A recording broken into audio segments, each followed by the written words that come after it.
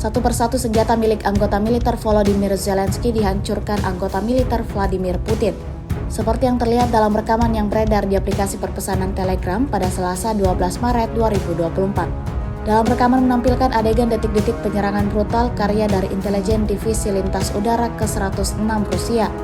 Tampak kelompok militer Moskow tersebut membakar senjata self-propelled PZH-2000 Ukraina yang dibanggakan di Seversk.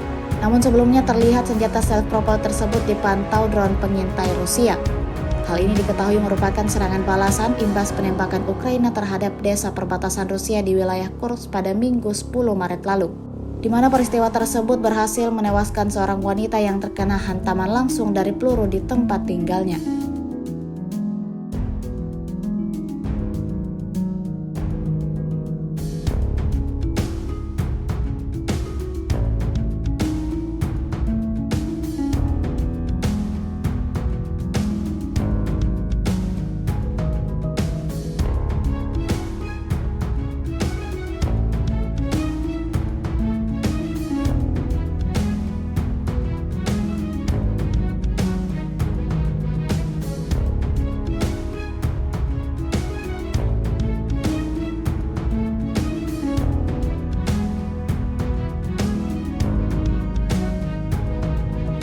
Download Tribun X sekarang, menghadirkan lokal menjadi Indonesia.